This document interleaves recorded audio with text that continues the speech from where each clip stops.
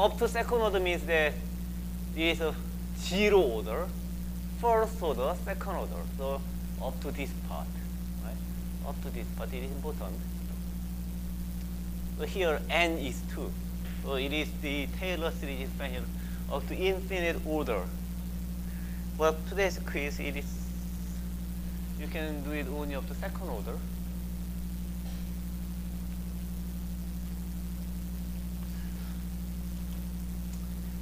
So, of course, f x0 is simply log 1 plus e x0. This is zero order. This is easy. And then first order x0. Well, we take derivative of this one. Log of derivative is a fraction, so we have this one first, 1 over ex. And we have to take derivative of this term with respect to x. Well, this is 0. If we take derivative of this one, remains same, so we have this one. And if we have 0, so we have this one and this one.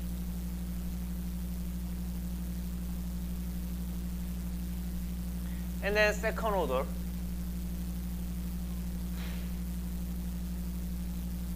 Well, second order is 1 plus e minus x squared minus e minus x, I think. Right, because it is the, if we divide top and bottom with ex, then 1 plus e minus x, and take derivative again vx, and we have a square term of the denominator, and then we take derivative of this one with x, then it is minus o minus e minus x. And then of course x0, so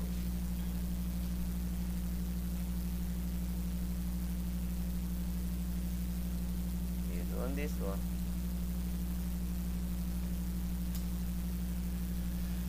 Well, it shouldn't be so difficult at all.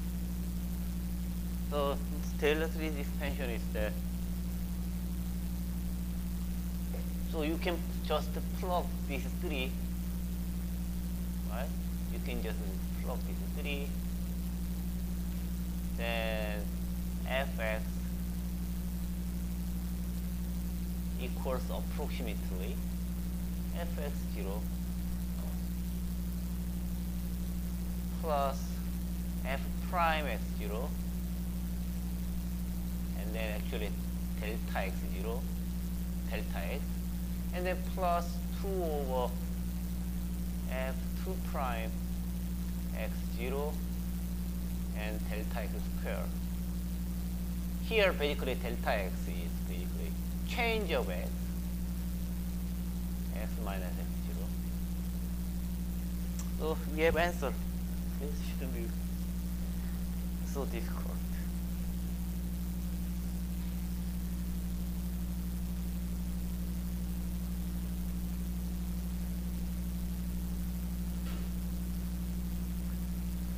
Okay, I can't emphasize it more, but this is pretty much important.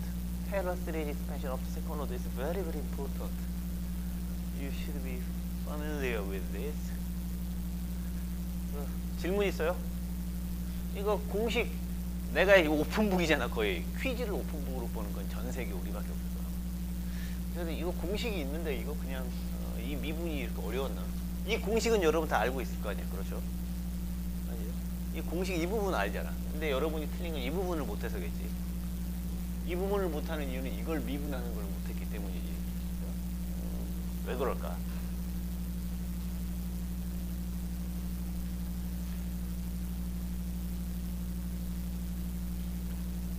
이 부분이 왜 어려울까, 미분하는 게.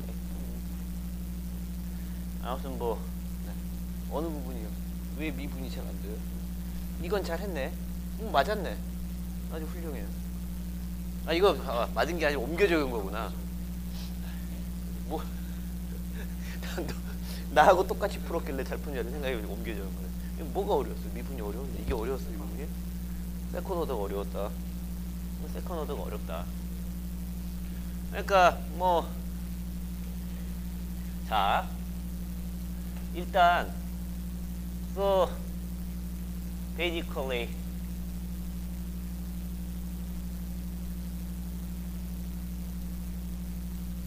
this one, right? Well,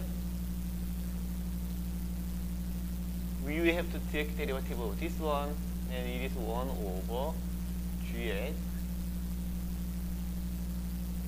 prime, right? So for the second order, we have to do this one, right? And then this is f prime 1 over g plus f 1 over g prime, right? Right?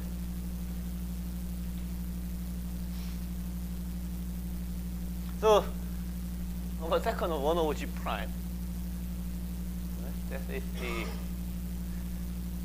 1 over g prime is basically minus g minus 1, right?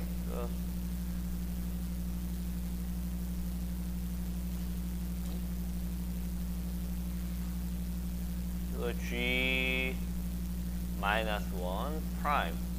So this is easy. Second term is that so f prime 1 over g plus f, where it is minus 1, so we should have a minus 1 gf minus 2 and then g prime, right? Look, there is a minus 1, so it is chain rule.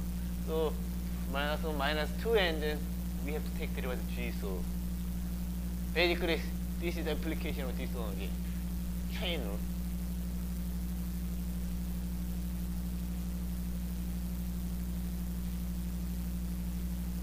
Let's look at our problem. So we want to take derivative of this one again. So EX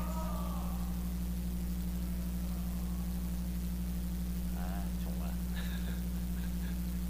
뭐야. So we are second order. We have to do this one, right? 그리고 first order is this one, second order is this one. Well, of course you can use this formula. You can use this formula, but actually we can do the shortcut.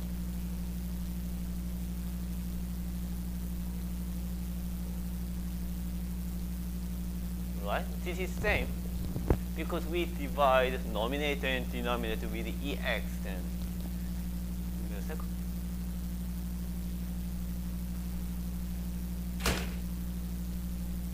Right.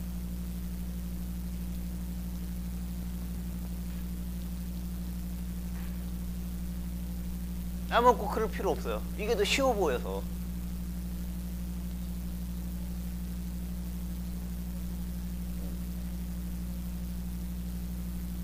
그래도 돼요. 그래도 될 것 같아요. 그래도 어차피 똑같잖아, 답이. 그렇죠? Second order. So first we have square. So we need minus to provide. So it is minus 1. So well, we have minus of 1 plus e minus x square. And we take derivative of this one with respect to x, then it is the minus e minus x. So there is a plus. So this is the 1 plus e minus x square, right? Square and the e minus x. So this is the answer, right? So this, oh, sorry, there should be minus. Minus, minus.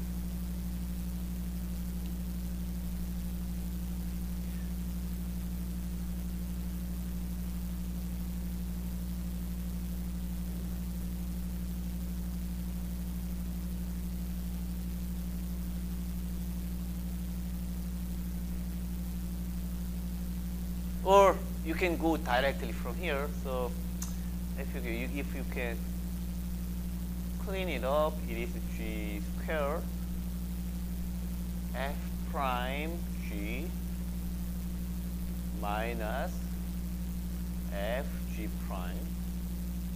So this is usually the formula people memorize.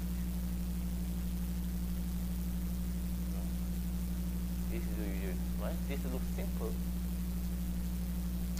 So actually we can use it directly. So this is the 1 plus dx square, and then f prime g, this is f dx 1 plus dx minus fg prime, so e 2x, right? So they cancel out, so it is basically 1 plus dx square and then ex. And they are same. If you divide numerator denominator with e minus 2x each side, right, then they should be same.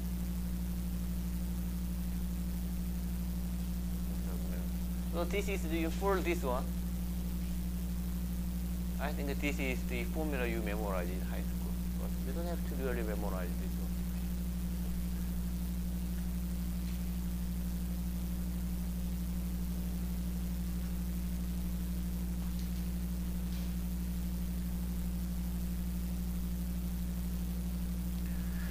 Anyway, let's move to today's topic. I introduced this one. If you, okay, so it is a second order approximation, right? We do Taylor series expansion up to second order. So we are approximating this function with quadratic function, square function. If we do the Taylor series only up to first order, it is up to first order, right? If we do the Taylor series expansion up to first order, then it is a linear function, right? It is a linear function, right? First order, it is the linear function. Second order, it is quadratic function. So if we do Taylor series expansion only of the first order, it is called linear approximation, because first order approximation is linear function. Or more simply, it is called linearization. Linearization. Right? So first order, second order Taylor series is a quadratic function. Quadratification, I don't know whether there is a word something like that or not, but first order, it is called, for first order, this part is called linearization. It is called linearization, right? Because it is a linear function, right? So this is called linearization. First order, right? Linear function, linearization.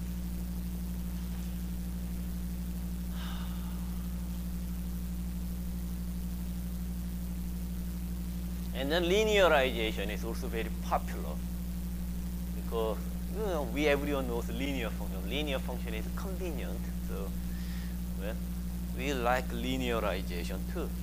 So today, let's learn very important application of linearization called Campbell-Schiller linearization. So today we will gonna cover Campbell-Schiller linearization. Very important example of first order Taylor series expansion. So let's go to this topic. So Taylor series, let's move this one up. The application of Taylor Campbell-Schiller linearization. Let's click this one.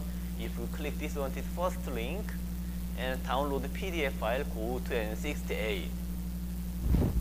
Go to see it here.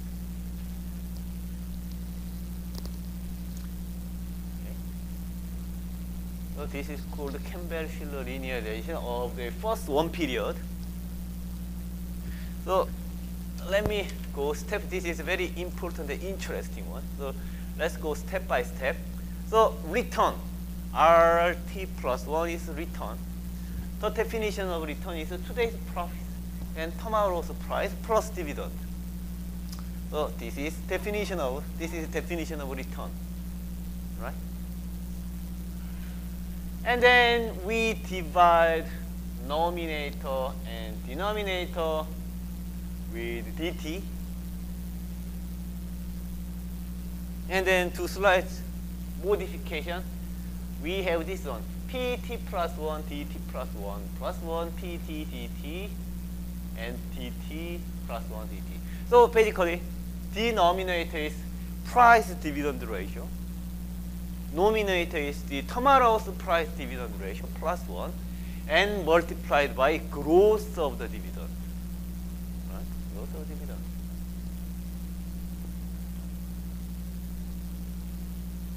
Okay? So this is first line is easy. Any question? Actually, first line is the most important. In fact, the first line is simple. In the first line, first one is the definition. Second part is divide denominator denominator with dt. And then next we take log. In finance, when we take log, before log, it is upper letter. And if we take letter, it is lower letter, low alphabet. So take r, small r, t plus 1, lower letter r plus 1, log of rt plus 1. So here, the notation is that. Notation is that now.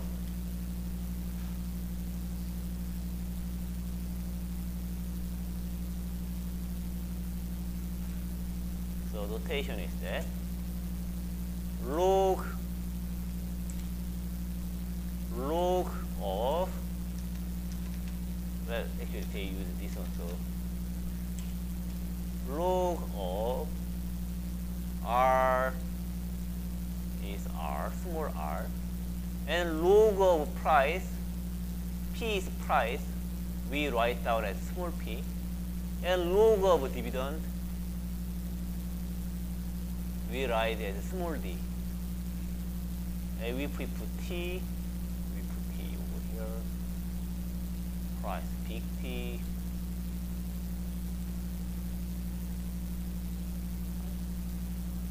So they are log version.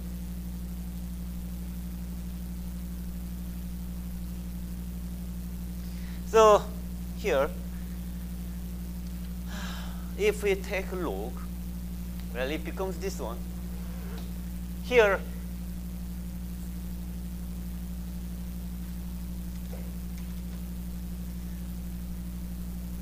d, we have notation.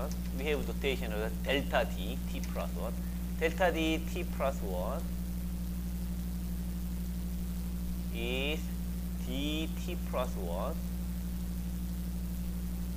minus dt. Right? Usually the delta is a change, right? And then using this definition, it is log of t plus 1 divided by dt. Right? This is t.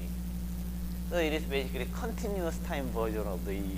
It is continuous time version of the growth rate of the dividend. So this one, we take a log.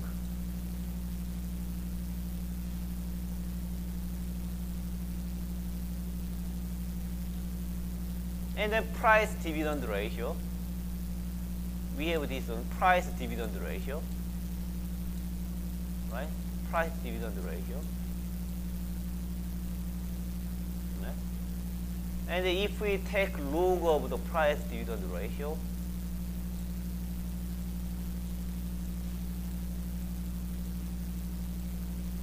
well, now it shows why we take log.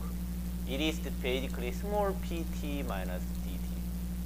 So if we take log, this one is becomes basically this one. So this is basically exponential of pt minus dt. Right? So to use the definition of work. Right, because this is log p minus log d, which is log p is small p, log d is small d, so small p minus small d. So if we take exponential each side, dividend yield is exponential of small p minus small d.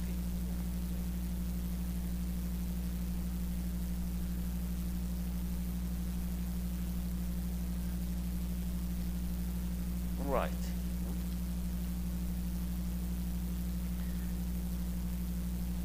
So that's why, well, PD is exponential of small p minus small d. So from it we can write this one in this way. This is the same to this one, same to this one. So we use this one, so we have this one, right? This one. And then, well, this part is today's quiz. This part is basically today's quiz. Log 1 plus EX, right? Log 1 plus EX.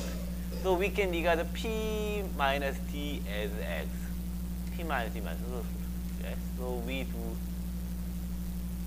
linearization. So we do first order approximation about this part, Taylor series expansion. We can regard this P minus D as the X. X. So we have this Taylor series expansion. So this is approximately log 1 plus E P0 D0 PD. So we are linearizing around PD. P minus, we regard P minus D as X. We regard P minus DX. So we regard it in this example. So here, log, we want to do the linearization of this one.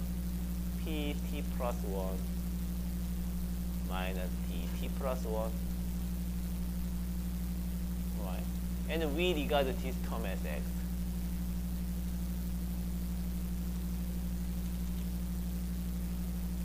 We regard this term as x, xt plus 1, right? xt plus 1. And then we want linearize it around P minus D, which is x0, basically. We want to linearize around this 0, so it is the, if we linearize it, we use today's quiz. So log 1 plus E x0, x0 is P minus D, and plus 1 plus E x0, E x0, and then change of the x, right? But x0 is P minus D, so E x0 is E P minus D, E P minus D. Therefore, it is P over D. It is P over D, right?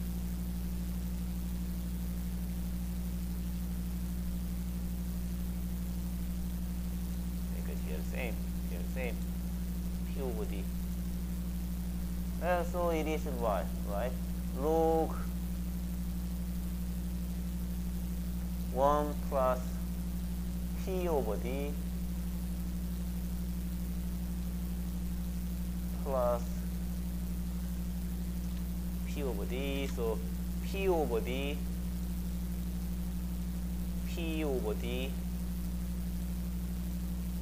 plus 1. And then change of the x. Change of x is basically, change of x is this one. pt minus dt minus p minus d. So approximately it becomes this, so that's why we have this one. And in data, if you look at the data, it is very, P over D is large number. Dividend is usually small, so P over D, this one, this term is around this term. Here, this term is around, this term is around 0.96 in data. Because dividend yield is, so close to 1, 0%. In data, so in data. You know, in Korean firms, dividend yield is around 3%, I think, 3%, right? This is 3%. So it is inverse of 3%. Let's take a look at the Korean data. Korean data, it is dividend is 3%. So 3% is the 1 over 1 plus. So in Korean data, it is about 97%. 3 or actually nowadays it is 4%. So 96, yeah, something like that. It is dividend rate. Yeah, I mean, so we have this one. So when you linearize this one, so that's why we have this one. We have this part. So this part, this whole part is linear. This one, and then about this part we have this one. Okay, so here now we can call this one as rho and let's ignore constant term. Let's ignore constant term for convenience. So if we are not ignore constant term, then well,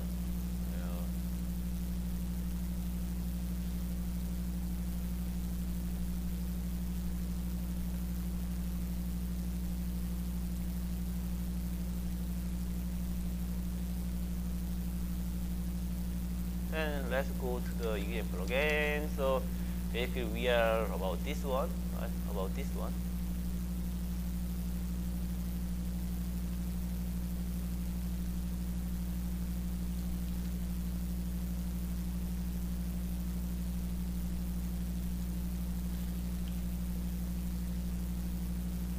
So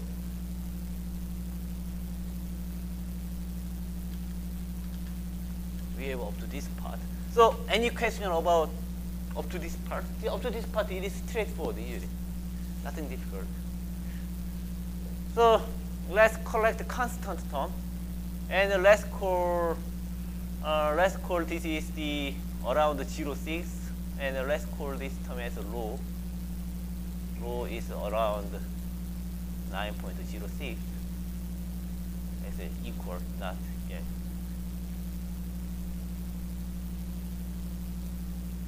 Right, 0.6. So we can write RT plus 1 equals some constant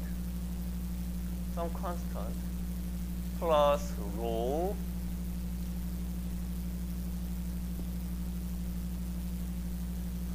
P D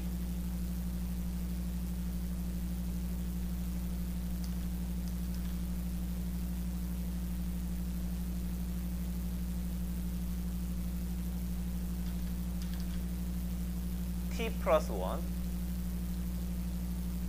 Actually, I think there is a small mistake in this because it is T plus 1, so it is actually T plus 1, right?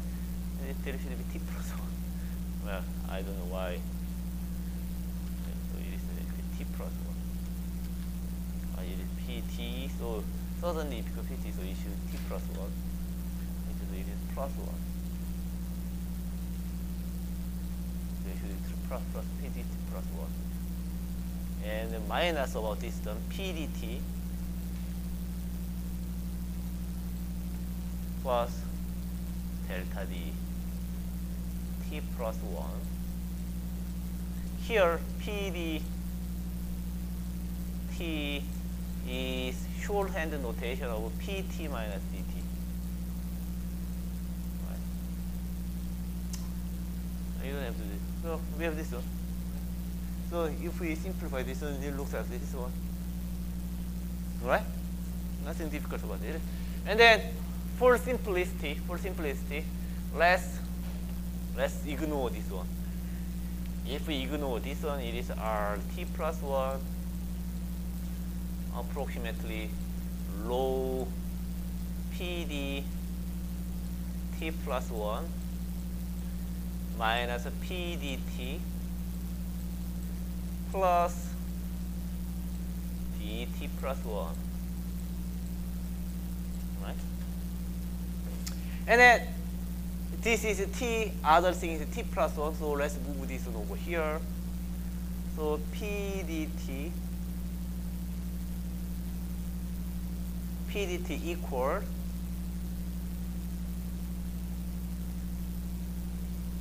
t plus 1 minus r t plus 1, right? And then plus rho of the PD t plus 1.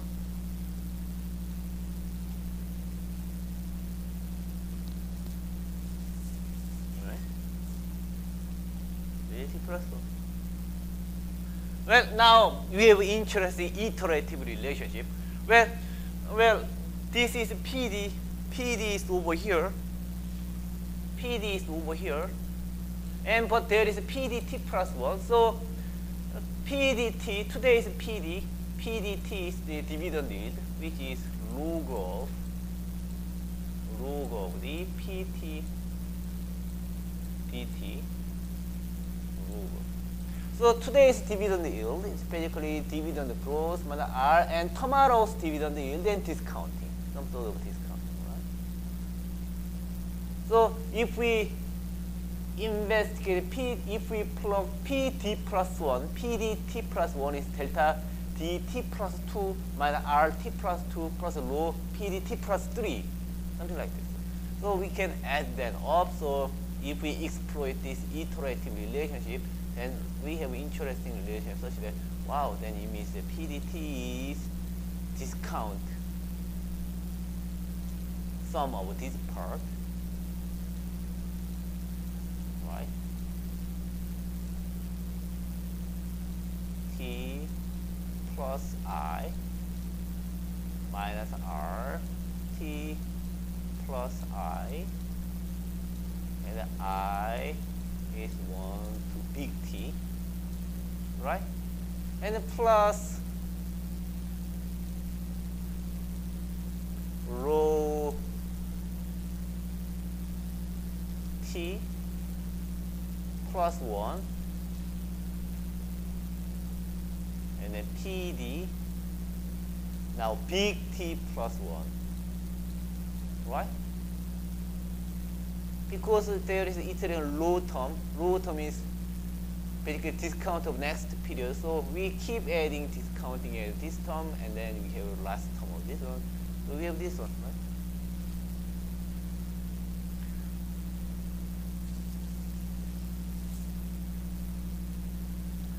And actually we can send it to infinity. We can send it to infinity.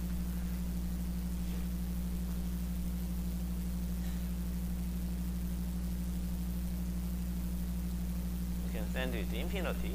Well, then I equal 1 to infinity, rho I and delta d t plus I minus R, t plus I, and then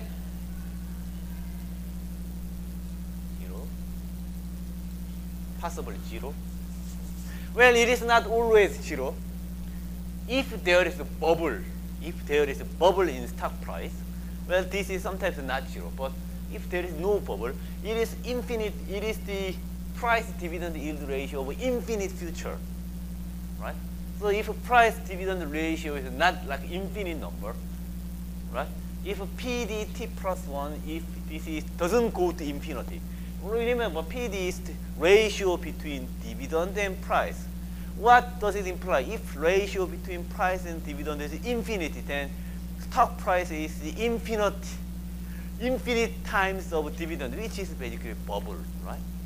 So if there is no bubble, we can impose this last term is 0. But of course, sometimes bubble, so last term is sometimes not 0. But if there is no bubble, we can put last term as 0. If we assume there is no bubble. Okay? So basically we have this beautiful relationship.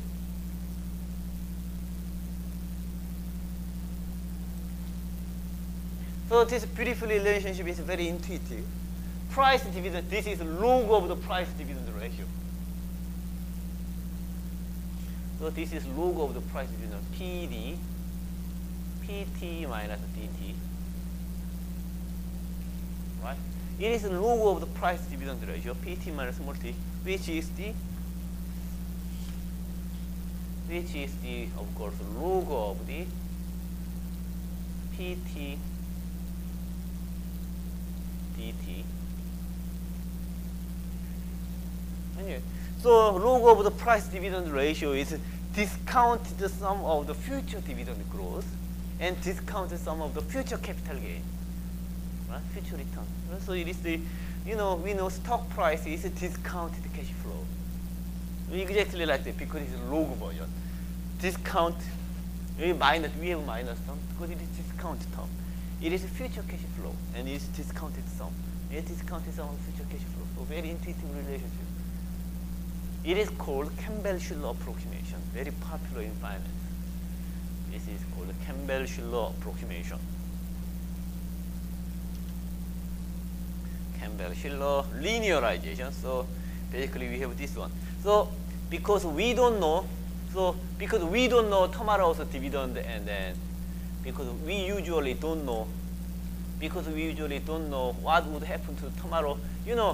T is today, T plus I is future, right?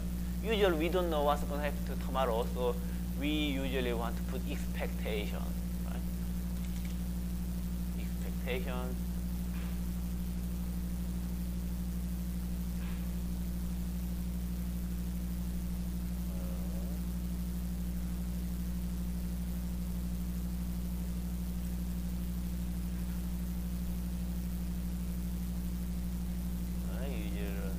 This one, because we usually don't know this value in future, so what you usually do is we put expectation over here, expected value, expectation of this entire thing, because we usually don't know, so we have to put our estimated dividend growth, estimated future return. So that's why we need expectation. This is Campbell-Shiller approximation. Very, very important in finance. Very, very influential. But it is basically nothing. It is very influential, first series, Taylor series expansion. You can go over it, you can read it. Well, there is explanation. This is a bubble thing, right? Plus no bubble below. Explanation. So if you are more interested in this Campbell-Shiller approximation, go to this link of page 68 and 69. You can now read it.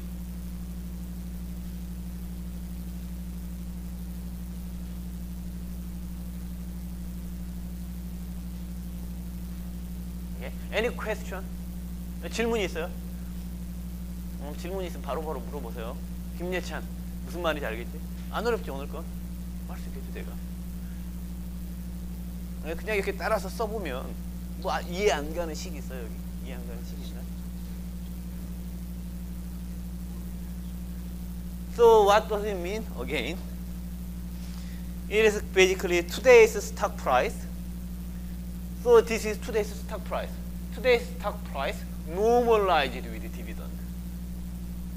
Right? So stock price as multiple of the dividend. Stock price, dividend, cash flow. Dividend stock price, normalized stock price, is expectation of discounted future dividend and then discounted at risk-free rate. No, at discounted at R. So it is discounted cash flow at time T plus I. Right? The dividend growth and discount rate minus. Yes. So, well, this is because everything is in linear form, it is all plus minus, right? There is no multiplication or division. Everything is expressed in plus minus. So it is very easy to deal with in data, right? It is all plus minus basically. And low is, the only number low is about 0.96. So everything else was plus minus. So if you have your conjecture of the future dividend growth, And if you have a conjecture about a future return, then you can get today's stock price.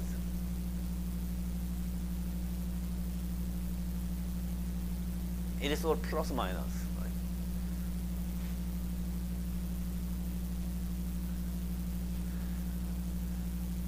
That's something. So, well, this one is beautiful because it is easy to deal with the data because it is linear, right? It's easier to deal with the data.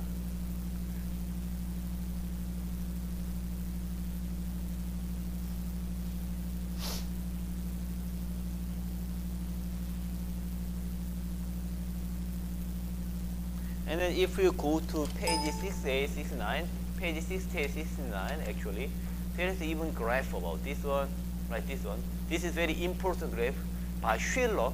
Schiller got Nobel Prize. And this is one of the paper because why he got Nobel Prize. Here, the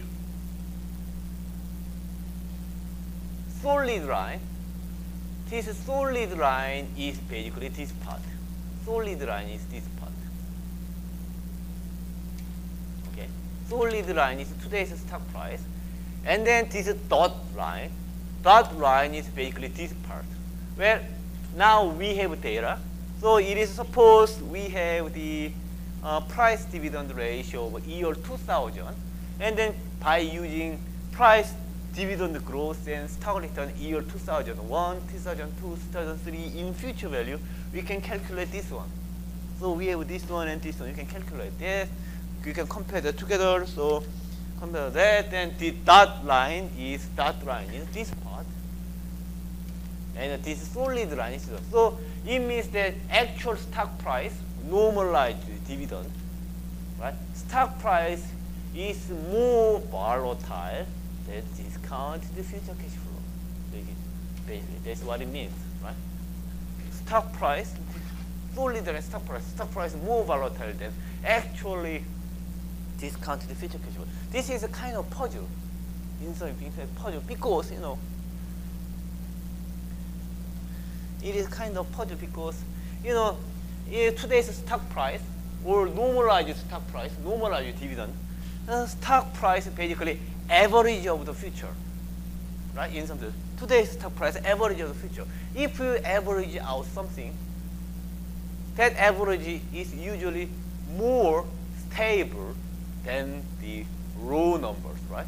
Average is more stable usually, right?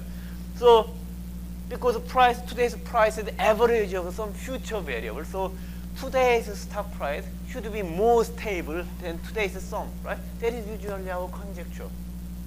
Because average should be more stable, right? Average quiz score should be more stable than individual quiz score, right?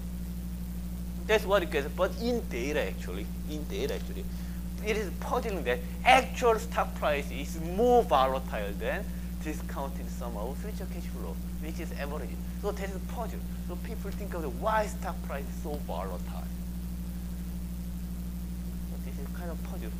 Stock price is far more volatile than discounted sum. That's a puzzle. This is very important puzzle in finance.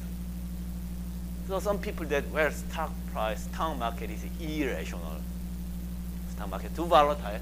And another implication is if you want to make money, you want to invest here because stock price is far more volatile than discounted cash flow.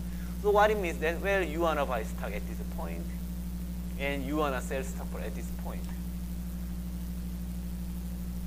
Indeed, if you invest stock at around the Great Depression, you would make a lot of money.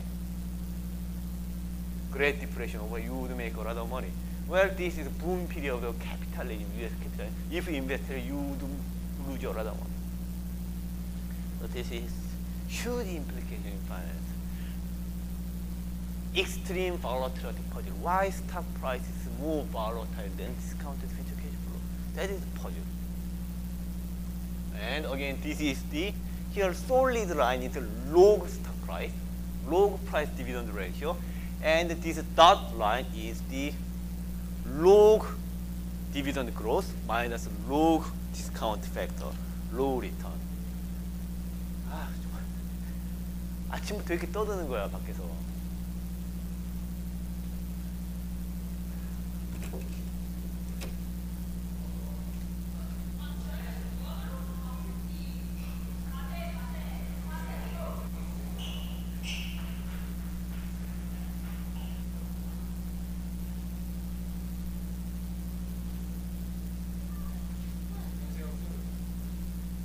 여기 뭐 하는 거예요? 여기?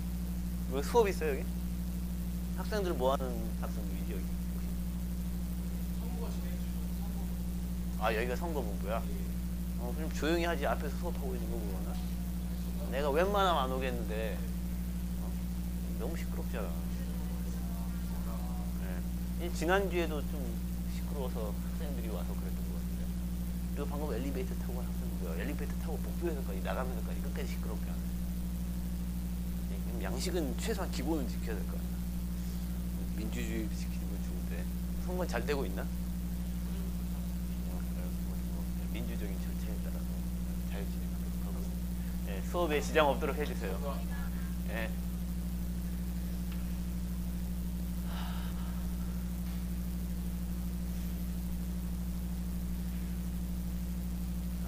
네, 좀 조용히 하라고 하고 왔어요. 너무 심하죠.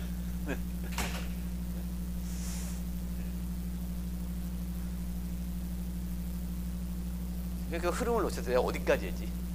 Anyway, it is extreme volatility exposure, very important in finance, and one of the reasons why Schiller investigated this, and Schiller got Nobel Prize. And this is one of the reasons. This first, isn't amazing? This first order, this linearization, first order Taylor expansion somehow generated Nobel Economics Prize. Wow, amazing, right? Today's quiz, this part. Today's quiz was this part, not even this part, only this part. This part somehow got Nobel Prize. Oh, amazing. Yeah. And it is the Campbell-Schiller approximation, very important. And then let's introduce another approximation called intertemporal utility maximization. And about second link, let's go page 15. Oh, this one.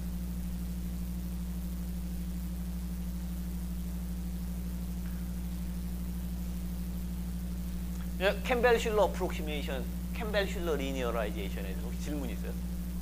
질문 있나? 아니, 질문 있어요? 좀 이해가 가나? 질문. 뭐 무슨 말인지 알겠지, 대강 읽다 보면. 응? 하나도 어려운 게 없습니다. 네. Second one. Then let's do another Taylor series expansion. Page 15. Page 15.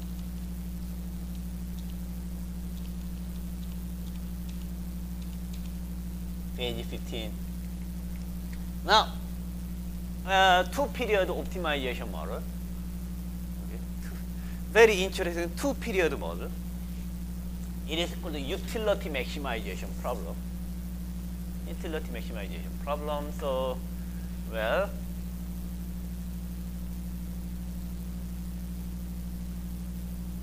our goal is to solve this one.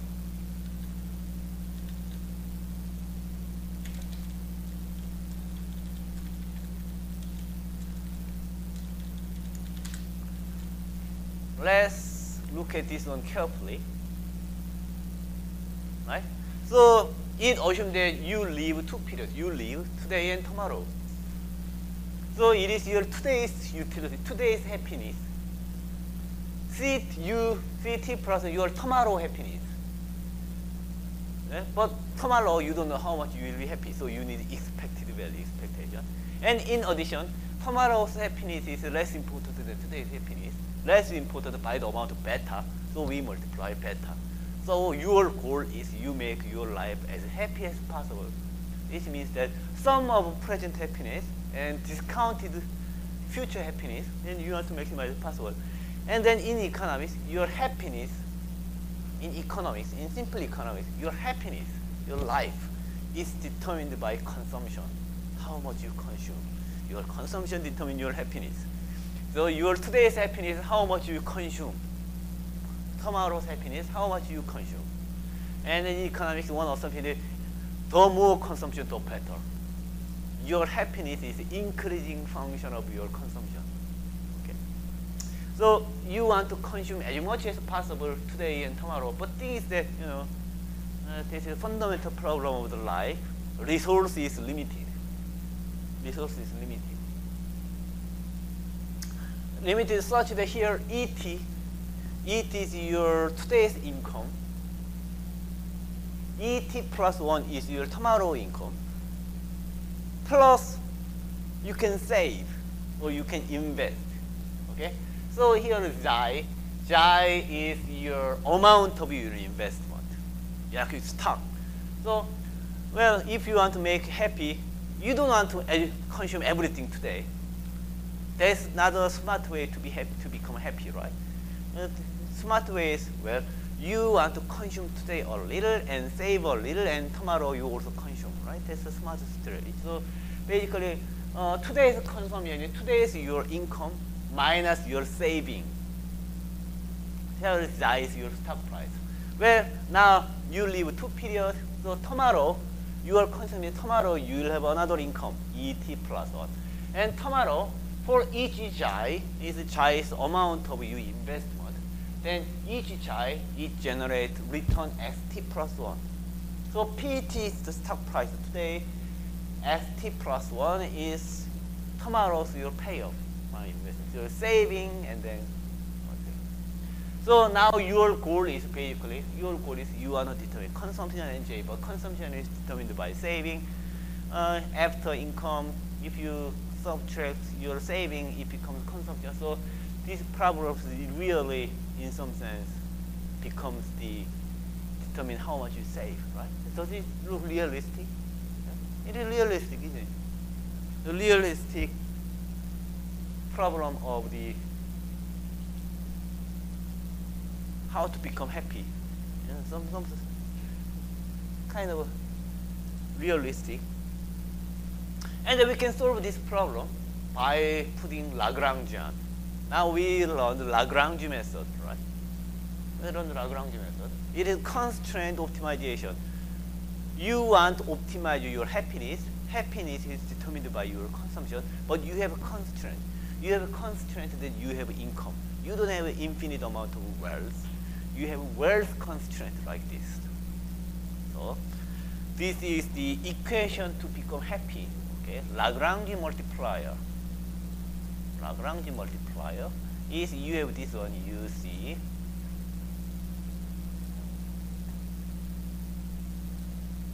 plus now E beta U C T plus 1,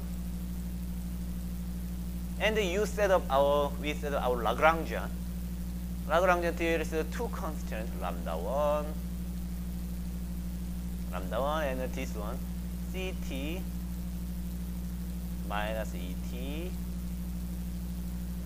plus PT xi. I have always trouble in writing down this xi thing. How can I write down pretty? But it is hard. It is always difficult. And we have another constraint.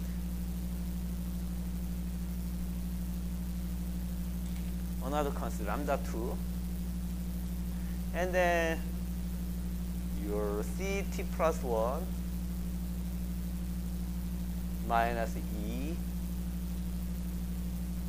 T plus 1, right? And then you have minus plus, actually, yes, it's minus.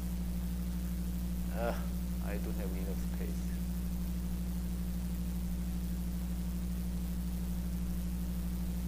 Minus xt plus 1 and xi.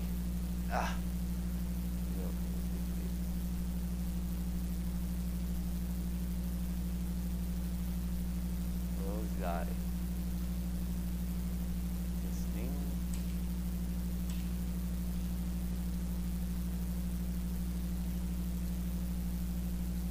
This thing xi, right? So this is Lagrange multiplier.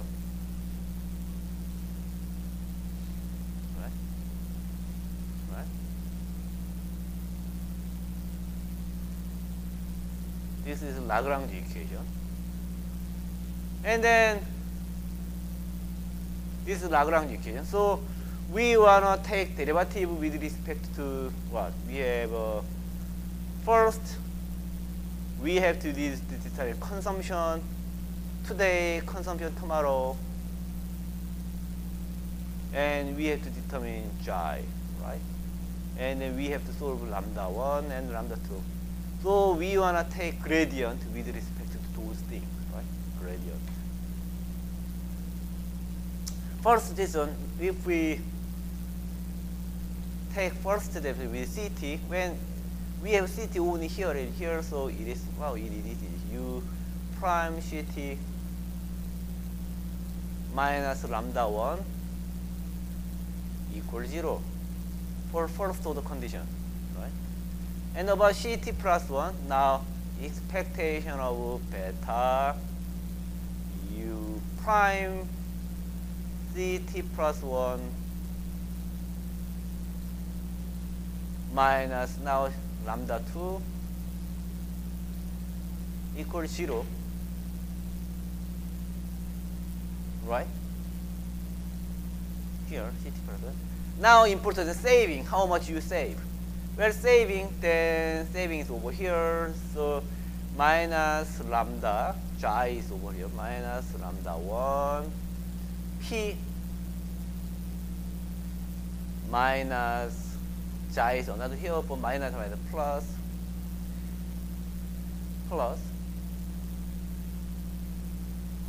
lambda 2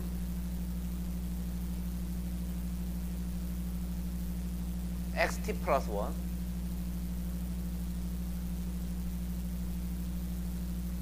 0. And then you can do, if you take derivative of this lambda 1, lambda 2, and you have basically budget constraint. So for this class, let's just focus on this. Instead of solving everything, let's just get the intuition. So let's focus on those three.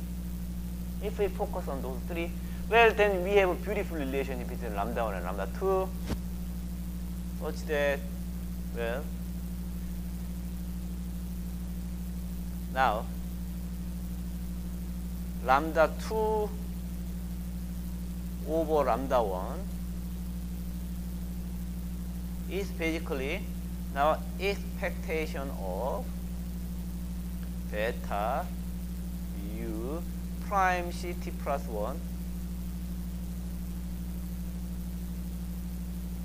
divided by U prime CT, which is equal to lambda 2, lambda 1, so what? It is lambda 2, lambda 1, so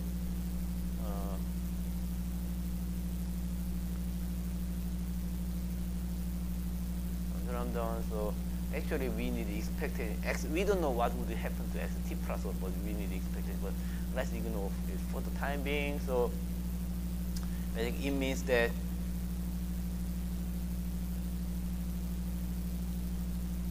pt, we need t,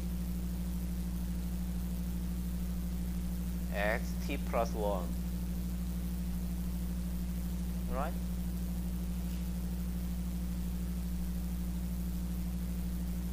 Because lambda 2 is this, lambda 1 is this. So if we plus multiply, then we have beautiful relationship such that pt u prime ct equal to expectation of beta u prime ct plus 1 and xt plus 1. Yes.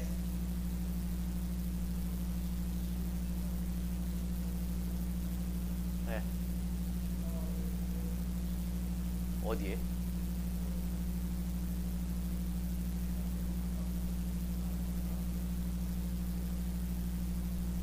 C 플러스 뭐, 네, 뭐 상관없습니다. 한번 이렇게 됐어. So we have this beautiful relationship. This equation is very important in finance, and it's so important. It has its name. It is called Euler equation. It is important because it is the secret to your happiness. This Euler equation tells you the secret of your happiness. It tells you how you become happy in your life. The secret to become happy is like this. You wanna match when you determine the saving, you wanna match your marginal happiness of today and marginal happiness of tomorrow. Right? So, intuitively think about it. If you decide to save, if suppose you want to buy one more stock today, if you buy one more stock today, then you have to pay PT, right? Stock price is here PT. But if you buy one more stock and pay PT, you have to consume less today. By consuming less by the amount of PT, you lose your happiness by this amount because it's derivative. So it is by saving more, how much you become unhappy today. Right? If you, because you have to stock today, you have to buy stock, you have to consume less. Per consumption, you lose utility like this amount because it's marginal utility. So if, by investing, by saving, you become how much you become. But because you save more today, you become more happier tomorrow. How much happy today, tomorrow? Well, your investment in stock will generate this cash flow, XT plus 1 tomorrow, and this cash flow will make you happy by this amount. Because per amount of stock return, you become happy at this amount. But tomorrow's happiness is less important than your today's happiness by amount of beta. So it is present value of your happiness by saving more.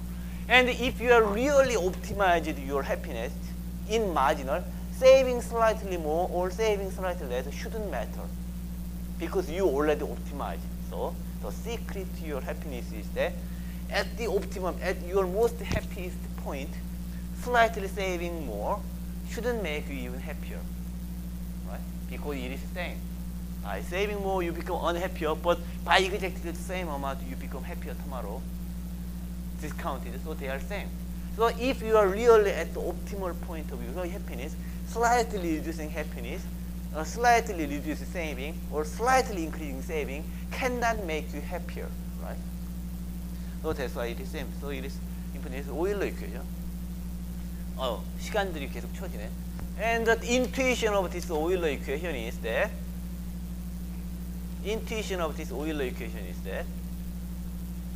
well,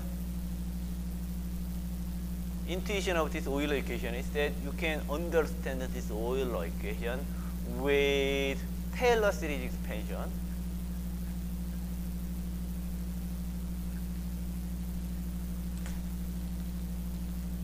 Is somewhere here.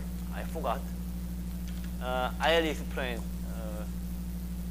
it tomorrow, but yeah, it will expansion. And then time's up, so let's continue this one next week. Actually, this is Friday, so let me copy and paste.